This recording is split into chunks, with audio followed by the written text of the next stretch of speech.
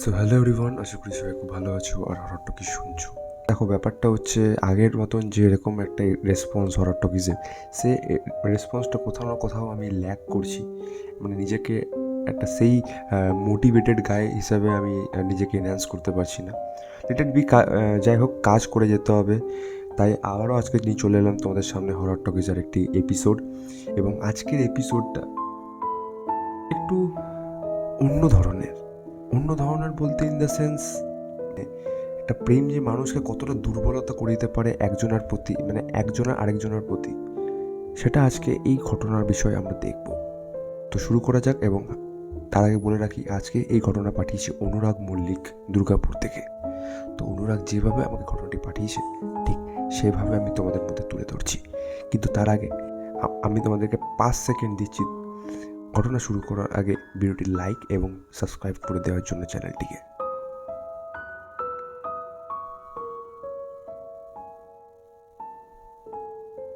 শুরু করা যাক অনুরাগের পাঠানো ঘটনা। নমস্কার দাদা, আমি অনুরাগ, দুর্গাপুর থেকে। সো আমি এখন কারেন্টলি এমটেক করছি একটা ইউনিভার্সিটি থেকে। কিছু কারণের জন্য ইউনিভার্সিটির নাম নিলাম না। সো আমি যখন বিটেক করি, বিটেকে আমার সাথে একটা বন্ধু পড়ে, নাম রাতুল। রাতুলের সাথে ঘটে যাওয়া এই সত্যি ঘটনাটি, এটা আমাদের চোখের সামনে দেখা ঘটনাটি। তাই এই ঘটনাটি যেহেতু আমার চোখের সামনে দেখা, তাই ভাবলাম আমাদের এই হররটা কিছু তোমাকে পাঠানো যেতে পারে। আজ থেকে প্রায় 3 বছর আগে রাতুলের সাথে ঈশার ব্রেকআপ হয়। বাট একদিন রাত্রে রাতুল হঠাৎ ফোন ঘাঁটছিল, মানে মোবাইল স্ক্রোল করছিল আর কি। হঠাৎ ঈশার কাছ থেকে একটা ভয়েস নোট এলো রাতুলের কাছে। রাতুল অবাক, কারণ ঈশার সাথে তার ব্রেকআপ হয়েছে প্রায় 3 বছর আগে। তারপর থেকে তার সাথে কোনো যোগাযোগ নেই। রাতুল প্লে করলো ভয়েস নোটটি। ভয়েস নোটে হুবহু ঈশার মতন গলা। তুমি এখনো জেগে আছো, তাই না? একদম আগের মতন। রাতুল রিপ্লাই দিল, তুমি হঠাৎ? সাথে সাথে আরেকটা ভয়েস নোট, আজও কি ওই রাস্তাতেই হাঁটো? রাতুলের এবার বুক কেঁপে উঠল। প্রতিদিন সে রাস্তা দিয়ে হাঁটে যেখানে তাদের শেষ ঝগড়া হয়েছিল। সে লিখল, তুমি কি করে জানলে? কিছুক্ষণ চুপ, তারপর শেষ ভয়েস নোট, কারণ আমি এখনো সেখানেই আছি।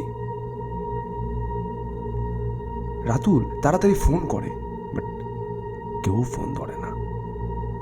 হঠাৎ একটা পুরনো নিউজ আর্টিকেল মনে পড়ে।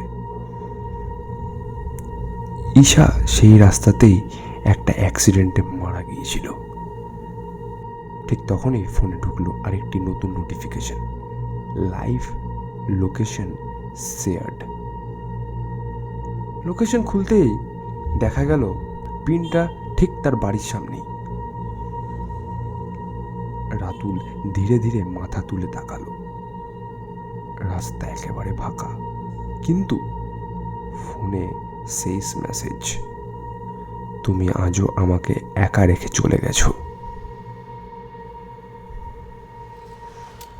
এই ছিল ঘটনা দাদা। এটা আমার খুব একটা আনসার্টেনিটি একটা টাইপের ঘটনা লাগে আজও অবধি, কারণ এই ঘটনাটির পর রাতুল খুবই ডিপ্রেসের দিকে চলে গেছিলো, কারণ তার অনুযায়ী নাকি সে ঈশাকে মেরে ফেলেছিল, মানে তার জন্যই ঈশা নাকি মারা গিয়েছিল। তো তাকে রিকভার করতে এখন মানে আমাদের খুবই অসুবিধা হয়েছিল। অনেক কিছু ওঝা, অনেক কিছু সাইকিয়াট্রিস্ট, অনেক কিছু দেখানো হয় তাকে। বাট এখন একটা সেই রকম পজিশনে ও এখন আছে। ও অনেকটাই রিকভার করে ফেলেছে আগের থেকে, এবং ও কিন্তু এখন জব পেয়ে গেছে লুধিয়ানাতে। তো যাই হোক, রাতুলের সাথে ঘটে যাওয়া এই ঘটনাটি আমি তোমাদের মধ্যে শেয়ার করলাম। যদি ভালো লাগে আমাদের এই হররটা কিছু শুনিয়ে অপেক্ষায় রইলাম দাদা। ভালো থেকো।